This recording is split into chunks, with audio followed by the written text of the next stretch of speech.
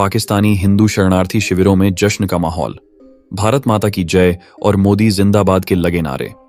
दोस्तों, ये जो फोटो और वीडियो आप स्क्रीन पर देख रहे हैं, ये होली से पहले की होली है। ये रंग और गुलाल खुशी में उड़ाए जा रहे हैं, क्योंकि इनके वो सपने पूरे हो गए हैं जो वर्षों पहले इन्होंने देखे थे। कई बार आंधियां आईं और तस्वीरें धुंधली सी लगने लगीं, लेकिन अब आखिरकार इतने सालों के बाद अब इनकी जीत हुई है। दोस्तों, जैसा कि सभी को मालूम है कि लोकसभा चुनाव सिर पर है और ऐसे में मोदी सरकार अपने मैनिफेस्टो को पूरा करने में लगी हुई है। कश्मीर की परियोजनाओं के बाद अब सरकार ने पूरे 4 सालों से अटके हुए CAA यानी कि सिटीजनशिप अमेंडमेंट एक्ट पर भी कानून बना दिया है। लेकिन हमेशा की तरह भारत में रहकर पाकिस्तान और पाकिस्तान के मुसलमानों की दलाली करने वाले ओवैसी सहित कई और दलाल अपने भड़काऊ बयानबाजी से बाज नहीं आ रहे हैं। तो आखिर क्या है ये सिटीजनशिप अमेंडमेंट एक्ट और क्यों यह कानून भारत का नमक खाकर भारत की सरकार को गाली देने वाले कुछ बुद्धिजीवियों के गले का कांटा बन गया है? क्यों एक विशेष समुदाय इस कानून का विरोध करने में लगा है? आखिर CAA के लागू होने के बाद देश में कौन से अहम बदलाव होंगे? सभी सवालों के जवाब आपको आज की इस वीडियो में मिलेंगे, तो वीडियो को पूरा जरूर देखिएगा। लेकिन उससे पहले अगर आप इस चैनल नए हैं तो वीडियो को लाइक करके चैनल को सब्सक्राइब जरूर कर लीजिए। मोदी का नारा लगा रहे ये भारत आए वो हिंदू शरणार्थी है जो पाकिस्तान के कराची शहर में रहते थे, मगर हर दिन इन लोगों को वहां शारीरिक और मानसिक रूप से प्रताड़ित किया जाता था। लड़कियों का घर से बाहर निकलना मुश्किल था। न वो वहां पढ़ाई कर सकती थीं, न ही कहीं आजाद होकर घूम सकती थीं। इन लोगों ने कहा कि वहां जबरदस्ती कुरान पढ़ने के लिए कहा जाता था। जैसे जैसे घर की बेटियां बड्डी होती थीं, परिवार के बड्ढों की चिंता बढ़ जाती थी। कभी भी वहां इनकी बेटियों को जबरन उठाकर ले जाते थे और जबरन धर्म परिवर्तन करवा देते थे। पाकिस्तानी हिंदू शरणार्थी ने कहा कि पाकिस्तान के कराची में हम लोग रहते थे, वहां हमें मानसिक और शारीरिक रूप से प्रताड़ित किया जाता था। हमारे कई रिश्तेदारों का जबरन धर्म परिवर्तन करवा दिया गया है।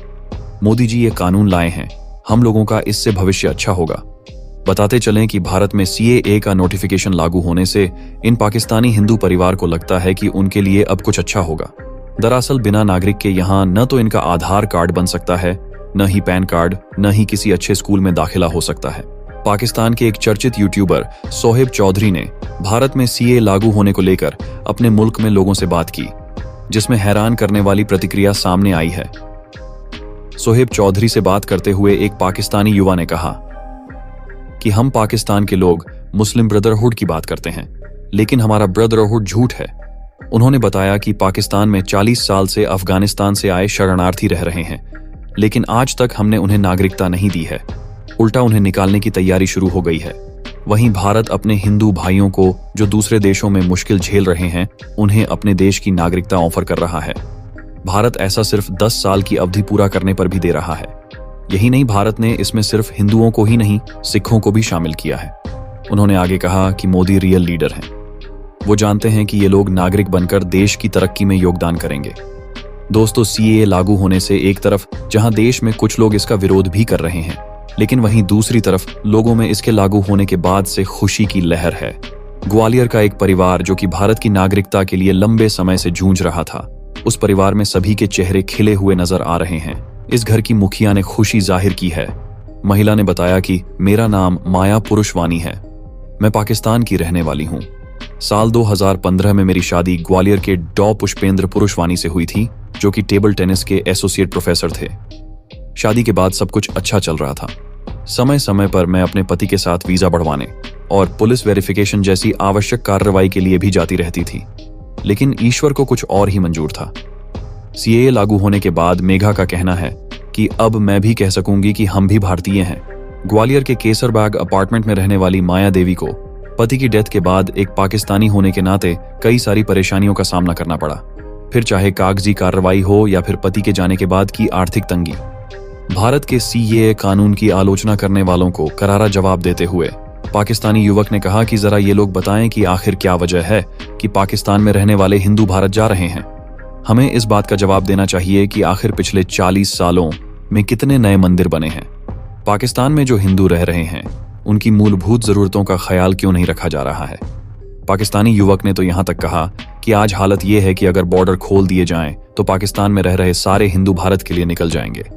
वहीं उल्टे भारत के बाकी हिस्सों को छोड़िए, कश्मीर से भी पाकिस्तान आने वाले मुसलमान नहीं मिलेंगे। दोस्तों, पाकिस्तानी युवक ने कहा कि पाकिस्तान के ताल्लुकात अपने पड़ोसी मुल्कों के साथ जरा भी ठीक नहीं है। आप ईरान को देख लीजिए, अफगानिस्तान को देख लीजिए, किसी के साथ पाकिस्तान के संबंध अच्छे नहीं हैं। वहीं भारत को देखिए, ईरान के साथ उसके संबंध इतने अच्छे हैं कि वो चबहार का रणनीतिक महत्व वाला पोर्ट बना रहा है। बांग्लादेश के साथ भारत के संबंध पूरी दुनिया देख रही है। अफगानिस्तान की तालिबान सरकार भी पाकिस्तान से नहीं लेकिन भारत के साथ संबंध अच्छे करने में लगी हुई है। दोस्तों, दिल्ली में पाकिस्तानी हिंदू शरणार्थी परिवारों के मुखिया माने जाने वाले धर्मवीर सोलंकी ने बताया कि समुदाय के लगभग 500 लोगों को अब नागरिकता मिलेगी। सोलंकी ने कहा, मैं और मेरा परिवार 1 दशक से अधिक समय से इसका इंतजार कर रहे हैं। हम बेहद खुश हैं कि आखिरकार हमें भारतीय नागरिक कहा जाएगा। मुझे खुशी है कि मैंने 2013 में अपने वतन लौटने का फैसला किया। सोलंकी ने कहा कि ऐसा लगता है जैसे हमारे कंधों से बहुत बड़ा बोझ उतर गया है। एक अन्य पाकिस्तानी हिंदू शरणार्थी सोना दास ने कहा कि वह 2011 से भारतीय नागरिकता पाने का इंतजार कर रहे हैं और सीए के लागू होने से उन्हें भारत में नया जीवन मिलेगा। मैं 2011 में पाकिस्तान से यहां आया था और तब से नागरिकता का इंतजार कर रहा हूं। बेहद खुश हूं कि आखिरकार अब मुझे भारतीय नागरिक कहा जाएगा। मजबूत इरादे बनाएंगे, पक्के घर, कच्ची संकरी गलियां, उबड़ खाबड़ रास्ता, बेतरतीब तरीके से बनी झुग्गियां, खुले में फैला कूड़ा और बहता गंदा पानी। यह नजारा है मजनू का टीले के पास स्थित पाकिस्तान से आए हिंदू शरणार्थी बस्ती का। सुविधाओं के अभाव में लंबे समय से रह रहे शरणार्थियों की बस्ती की अब तस्वीर बदलेगी। लोगों का कहना है कि मजबूत इरादों के साथ अब वह अपने पक्के घर बनाएंगे। यह शरणार्थी वर्ष 2011 में पाकिस्तान से आए रह रहे हैं।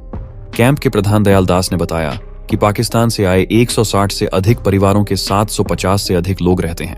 नागरिकता न होने की वजह यह लोग दिल्ली से बाहर नहीं जा सकते हैं।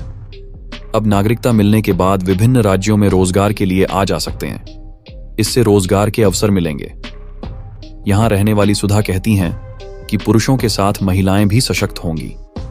पाकिस्तान में महिलाओं को अक्सर बाहर नहीं भेजा जाता था, लेकिन यहां महिलाएं पुरुषों से कंधा मिलाकर आगे बढ़ रही हैं। वह बताती हैं कि उनका सपना शिक्षक बनने का है। वह स्कूल में बच्चों को पढ़ाने के कार्य करेंगी। वहीं युवा अब उच्च स्तरीय शिक्षा हासिल कर सकेंगे। यहां रहने वाले मोहित का कहना है कि उनका सपना सिविल परीक्षा पास कर प्रशासनिक अधिकारी बनने का है। वह कहते हैं कि सभी लोग विकसित देश बनाने में मदद करेंगे। बता दें कि हिंदू शरणार्थी में कुछ के आधार कार्ड और मतदाता कार्ड तो बन गए, लेकिन सुविधाओं के नाम पर कुछ भी नहीं है। नागरिकता मिलने के बाद वह सरकारी योजनाओं का लाभ उठा सकेंगे। पाकिस्तान से वर्ष 2015 में आई रानी ने बताया कि वहां भी लकड़ी के चूल्हे में खाना बनाती थी, जिससे अक्सर तबीयत खराब हो जाती थी, लेकिन अब ये हालात बदल जाएंगे। सरकार की उज्ज्वला योजना के तहत गैस सिलेंडर का लाभ उठा सकती हैं। दोस्तों, आज की वीडियो में बस इतना ही। आपको वीडियो कैसी लगी हमें कमेंट बॉक्स में बताएं। साथ ही वीडियो पसंद आए तो लाइक करें, शेयर करें और चैनल को सब्सक्राइब करके बेल आइकन को प्रेस करना ना भूलें।